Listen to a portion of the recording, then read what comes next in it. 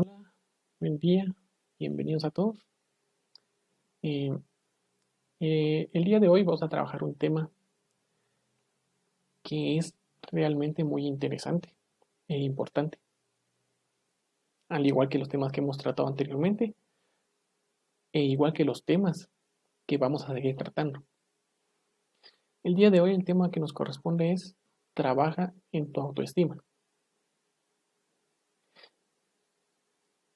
¿Cómo vamos a trabajar en nuestra autoestima? ¿Qué es autoestima? Primero que nada, para entender la definición de autoestima, vamos a decir que autoestima es la valoración o percepción, un juicio positivo o negativo que una persona se hace a sí misma, siempre en función de la evaluación de sus pensamientos, sentimientos y experiencias que haya tenido. Es un término de psicología se ha estudiado por diversos expertos en el área. Sin embargo, este término se utiliza en el día a día para referirnos a un modo general al valor que una persona se da a sí misma. La autoestima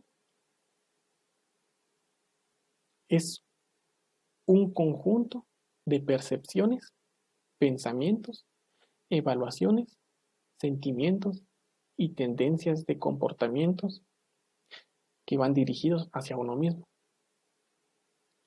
hacia nuestra manera de ser y hacia los rasgos de nuestro cuerpo y nuestro carácter. Entonces decimos que la autoestima es un conjunto de percepciones, un conjunto de cómo nosotros nos percibimos, eh, cómo nosotros pensamos que somos y de cómo nosotros evaluamos nuestro ser interior, nuestro yo interno. También es un conjunto de sentimientos que nosotros tenemos hacia nosotros mismos. Eh, también, también se va hacia nuestra manera de ser, cómo nosotros nos comportamos, porque el autoestima está relacionado con nuestra imagen, con la autoimagen, que en sí es el concepto que se tiene uno de uno propio. Nuestra autoimagen es cómo nosotros nos vemos a nosotros mismos. No nos interesa lo que diga la demás gente, sino es cómo nosotros nos vemos. También se necesita de tener autoaceptación, lo cual se trata del reconocimiento propio de las cualidades y los defectos que nosotros tenemos. Seguidamente, Abraham Maslow realizó eh, una jerarquía de las necesidades humanas, las cuales podemos ver acá en la siguiente pirámide. Se inicia desde lo más bajo hasta lo más alto. La punta de la pirámide es a donde nosotros debemos de llegar. Primero, Abraham Maslow enumera 5 necesidades que nosotros tenemos, que nosotros necesitamos. Vamos a iniciar por la necesidad fisiológica. ¿Cuáles son esas necesidades fisiológicas que nosotros tenemos? Número 1, necesidad a alimentarnos. Número 2, necesidad de respirar. Y número 3, necesidad de descanso. Todo lo que tenga que ver con nuestra fisiología se va a integrar en esta parte, en las necesidades fisiológicas de nosotros. Nosotros tenemos necesidad de alimentarnos, porque no podemos estar día a día sin comer. Y claro, necesitamos respirar, pues sin el oxígeno prácticamente no existiríamos, nos moriríamos. Entonces, esas necesidades son la base que fundamenta el resto. También necesitamos descansar para, para poder al día siguiente iniciar con energía. La segunda es la necesidad de seguridad. Todos necesitamos seguridad, necesitamos protección, necesitamos la moral. Todos necesitamos sentirnos seguros de nosotros mismos, sentirnos que estamos protegidos, tener una moral alta. La tercera de la pirámide es la necesidad de aceptación social, afecto, amor, pertenencia, amistad. Todos tratamos la manera de buscar ese amor, de buscar ese sentido de pertenencia que en la sociedad. También buscamos la amistad, que es una necesidad que todos tenemos. Quizás existan personas que no necesiten de amigos, pero incluso la familia, los padres, pueden llegar a ser nuestros amigos. Ellos nos pueden brindar ese afecto que nosotros necesitamos, ese amor, ese sentido de pertenencia en la cual nosotros en ese momento pertenecemos a la familia, que es una base fundamental de la sociedad. Entonces, la necesidad de aceptación social, la podemos iniciar desde la familia, podríamos decir. Luego está la necesidad de autoestima, la confianza, el éxito, el respeto. Si nosotros no confiamos en nosotros mismos, no sentimos ese respeto hacia nosotros, no vamos a tener un autoestima positivo. Y por último, si tenemos las 4 necesidades, la fisiológica, la de seguridad, el nivel de aceptación social, el de autoestima, vamos a llegar a un nivel de autorrealización donde incluye la moralidad, la creatividad y la espontaneidad. Si nosotros alcanzamos esta punta de la pirámide, nos vamos a ser personas autorrealizadas.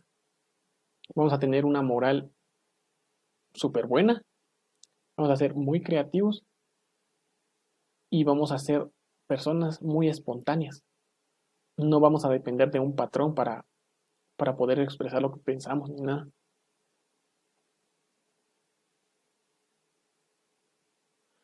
En su jerarquía de las necesidades se describe como la necesidad de aprecio que se divide en 2 aspectos, el que se tiene a uno mismo y el respeto y estimación que se recibe de otras personas.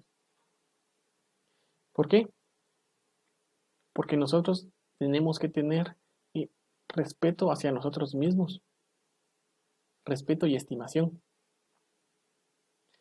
También el respeto que podamos tener de otras personas. Pero como decía anteriormente en una clase anterior, si yo no me respeto a mí mismo, no voy a poder respetar a los demás. Mucho menos voy a esperar que la otra persona me respete. Porque no inicio conmigo respetándome.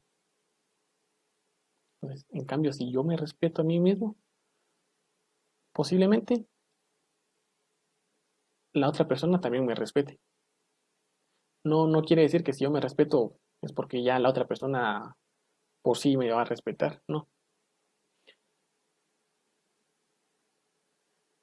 Carl Rogers es un máximo exponente de la psicología humanista.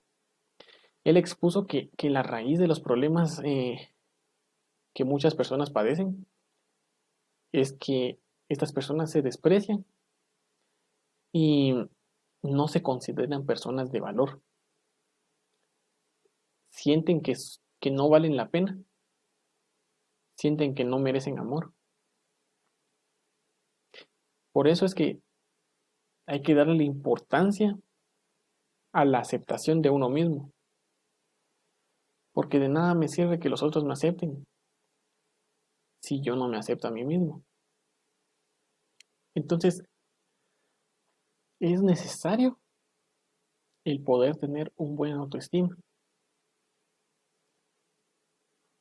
para que nuestra vida pueda ir evolucionando de una forma adecuada y asimismo poder relacionarnos también con el resto de personas, con la sociedad, con nuestros amigos, en el trabajo, en la escuela.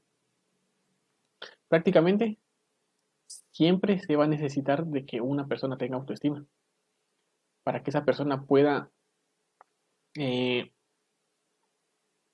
sobresalir, digamos. Porque si una persona no tiene autoestima, ella no se va a querer a sí mismo, no se va a valorar. Entonces, lo que digan las demás personas, quizás si la obligan a realizar actos que sean denigrantes, le va a dar igual porque ya no se quiere. Entonces, existen dos tipos de autoestima. Eh, de un modo general, pues puesto que estos dos tipos se puede referir a distintos aspectos en el ser humano. Es decir, una persona puede tener, por ejemplo, un alta autoestima en términos de capacidad intelectual, ser muy listo en matemáticas, pero puede tener un baja autoestima en otros ámbitos, como por ejemplo el que tiene baja autoestima, que se cree que es torpe en los deportes. Entonces, puede que tengamos autoestima en lo personal, en nuestro aspecto personal, pero tenemos baja autoestima en cuanto a relaciones sociales se refiere. Bueno, el alta autoestima se le dice a las personas que se caracterizan por tener mucha confianza en sus capacidades. De este modo ellos pueden tomar decisiones, asumir riesgos y enfrentarse a tareas que son de una alta expectativa de éxito. Esto se debe más a que se ven a sí mismas de un modo muy positivo. Entonces, mientras nuestra autoestima sea mayor, nosotros mismos nos sentiremos mejor preparados, nos sentiremos que tenemos una mayor capacidad, una mayor disposición de realizar diversas actividades. Vamos a tener un mayor entusiasmo y muchas ganas de compartir con las demás personas. Al lado contrario que las personas que tienen baja autoestima.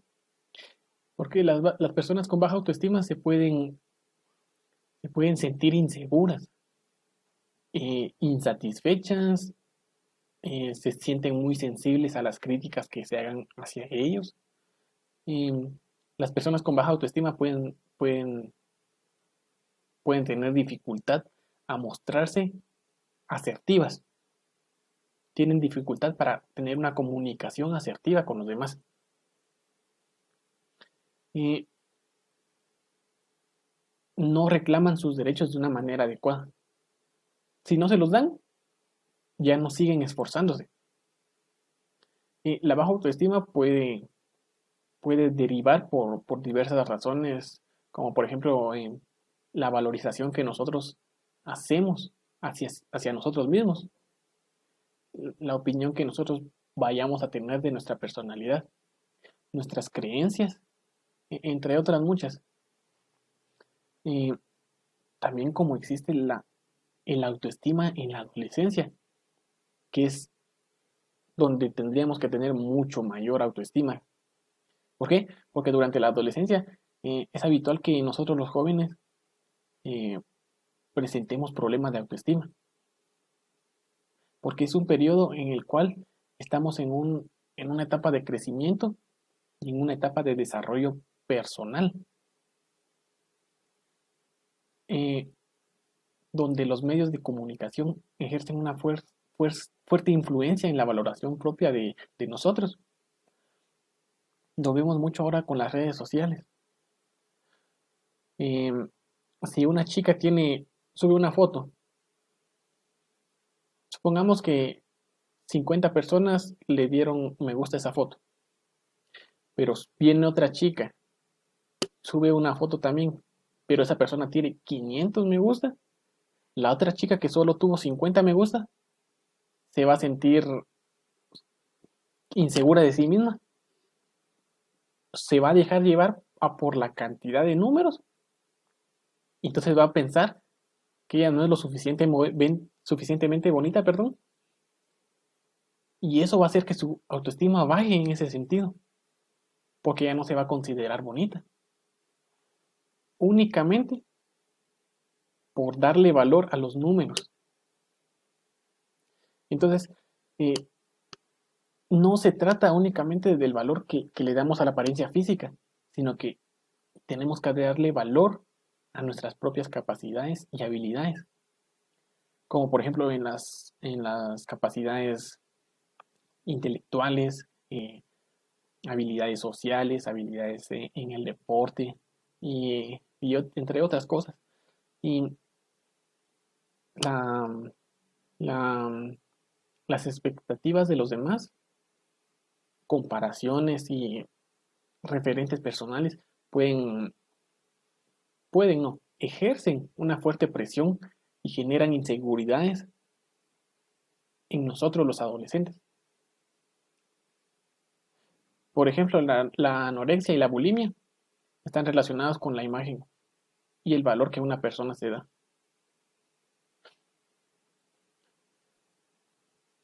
Seguimos con el autoconocimiento. ¿Qué es el autoconocimiento?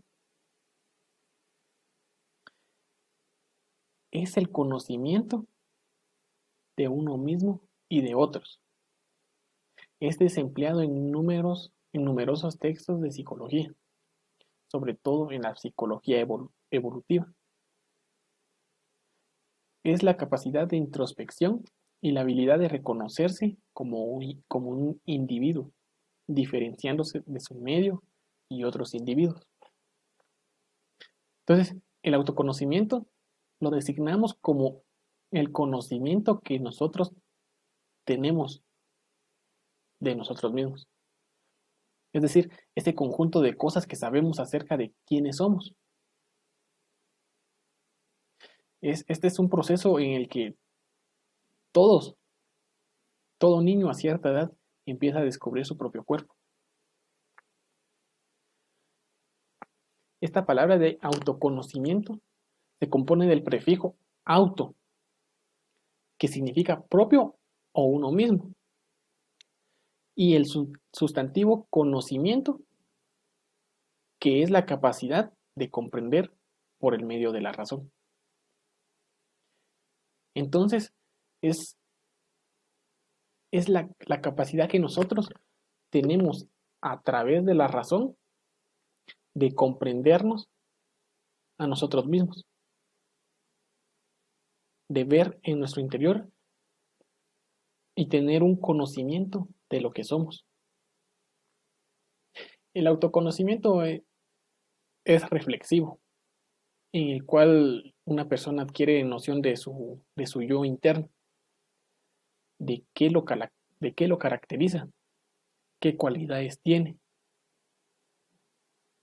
qué defectos, qué limitantes tiene, qué necesidades, qué aficiones, qué temores. El autoconocimiento en sí tiene varias fases. Está la fase de autopercepción, la cual es la capacidad de percibirnos a nosotros mismos como individuos, eh, individuos que tienen un conjunto de cualidades y características que lo diferencian del resto. La segunda fase es la autoobservación, que implica el reconocimiento de nosotros mismos, de nuestras conductas, de nuestras actitudes y de todas las circunstancias que nos puedan llegar a rodear. Entonces, en la autoobservación tenemos que tomar en cuenta qué conductas nosotros tomamos, qué actitudes tomamos frente al resto de personas. Debemos de reconocer eso para tener un autoconocimiento. La tercera fase es la memoria autobiográfica, la cual es, en pocas palabras, una construcción de nuestra propia historia personal. Aquí incluye también tener autoestima, tener una autoaceptación, que la autoaceptación supone la capacidad de nosotros como individuos de aceptarnos tal y como somos. Esto si hacemos todo el proceso del autoconocimiento, lo que nos va a permitir es comprender y reconocernos a nosotros mismos. Lo cual, esto es el inicio para que nosotros aprendamos a valorarnos y querernos como personas. El autoconocimiento es la base de nuestra autoestima, que a su vez es fundamental en nuestra relación con nosotros mismos y con las demás personas. Eh, si no estoy mal, aforismo, un antiguo aforismo griego, decía, conócete a ti mismo, pues ellos consideraban que esta era la base para acceder a la sabiduría. Entonces, si nosotros tenemos un autoconocimiento, vamos a poder acceder a esa sabiduría que tanto anhelamos llegar, esa sabiduría que todos quisiéramos tener. Otra, la autorregulación. La autorregulación es una herramienta fundamental, la cual permite al alumno activar su aprendizaje. Le permite alcanzar con éxito sus propósitos. Nosotros cuando hablamos de autorregulación nos referimos al control que tiene una persona sobre sus pensamientos, sobre sus acciones, sobre sus emociones y, y sobre su motivación, la cual están para alcanzar objetivos que se haya puesto. Entonces, podemos entender como autorregulación la capacidad o el conjunto de procesos que nosotros llevamos a cabo por tal de gestionarnos con éxito a nosotros mismos. Esta capacidad lo que nos permite es que analicemos el entorno y respondamos en consecuencia, pudiendo cambiar nuestra situación o perspectiva en dado caso que nosotros lo necesitamos.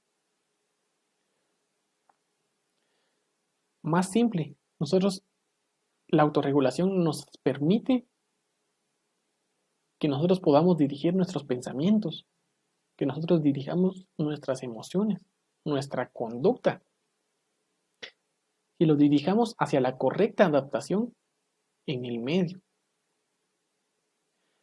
y en el cumplimiento de nuestros deseos, nuestras expectativas que tenemos a largo plazo. La autorregulación no solo se da a un nivel conductual, porque tratamos o gestionamos nuestros pensamientos. Entonces, no es solo autorregularnos solo nuestra conducta, sino que a nivel interno, a nivel de pensamientos, a nivel de emociones, sentimientos.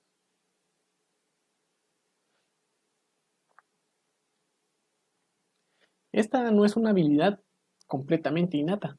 Quizás traemos digamos, poquito de esta habilidad, pero se va desarrollando y fortaleciendo en base a nuestro aprendizaje y en base a las circunstancias y los estímulos que forman parte de nuestra vida. Si hablamos más a nivel biológico, eh, esto se corresponde o se da en gran medida con el desarrollo del lóbulo frontal y el lóbulo prefrontal. De ahí es de donde viene la autorregulación. El control de los pensamientos es un proceso metacognitivo, es decir, que permite el control de los propios procesos cognitivos. Si nosotros tenemos un control de pensamientos, antes de decir, vamos a pensar. Y ya que tenemos un buen control de los pensamientos, vamos a saber qué palabras adecuadas tienen que salir de nuestra boca. El control de las acciones permitirá ejercer un dominio sobre la conducta que nos permita alcanzar nuestros objetivos. Nosotros, si podemos controlar nuestras acciones, esto nos va a permitir tener un dominio completo sobre nuestra conducta, saber cómo reaccionamos en determinada situación. El control de las emociones, negativas como positivas, está vinculado con nuestro logro de metas. Vamos a tener que controlar nuestras emociones para poder llegar y alcanzar esas metas que desde antes nos hemos propuesto. Esto tiene que ver mucho con la inteligencia emocional, ya que necesitamos estimular esa parte de nosotros mismos para que podamos ser inteligentes, tener esas emociones trabajando para nosotros, aplicar todas esas emociones para alcanzar nuestras metas. El control de la motivación consiste en automotivarse, ya sea para una tarea o durante la ejecución de las tareas. Entonces, nosotros tenemos el control de motivarnos. Nosotros sabemos de qué manera nos vamos a motivar. Al igual que nos motivamos, por ejemplo, cuando si saco buenas notas, me voy a comprar tal objeto. Eso es automotivarse, porque sé que me voy a tener que esforzar en tener buenas notas para que posteriormente tener ese obsequio o eso que tanto deseo. Entonces, es necesario, sí, demasiado. Entonces, es demasiado importante que nosotros tengamos esa habilidad de autorregulación, porque no solo nos va a permitir gestionar nuestra propia actividad y hacerla adaptativa. Eso es imprescindible para que nosotros tengamos un correcto funcionamiento en la sociedad. Si nosotros no tenemos esa autorregulación correctamente, nos va a generar problemas como dificultades a la hora de pensar o dejar de realizar determinada conducta, como identificar factores como la necesidad de cambiar de estrategias. Nos vamos a volver un poco más lentos, vamos a ser menos productivos, vamos a ser menos eficaces. Entonces, la autorregulación es importante dentro de la autoestima, tanto como el autoconocimiento, ya que sin autorregulación, autoconocimiento, no vamos a poder tener un buen autoestima. Entonces, es indispensable que trabajemos en estas dos antes de querer trabajar en un autoestima. Sin estas dos no vamos a poder trabajar un autoestima. Les voy a compartir dos frases sobre el autoestima. Número 1. La autoestima no es tan vil. como la desestimación de uno mismo, de William Shakespeare. Otra, el amarse a sí mismo es el comienzo de un romance para toda la vida. Oscar Wilde. Voy a tomar esta última. Pues si nosotros eh, tenemos un buen autoestima, nosotros nos vamos a amar a nosotros mismos. Y ese amor que vamos a sentir por nosotros va a ser un amor que va a durar hasta nuestra muerte. Entonces, es necesario tener un buen autoestima, trabajar para tener un buen autoestima. Y gracias por su atención. Esto ha sido todo por el día de hoy. Espero poder verlos en la próxima con un tema igual de importante. Nos vemos.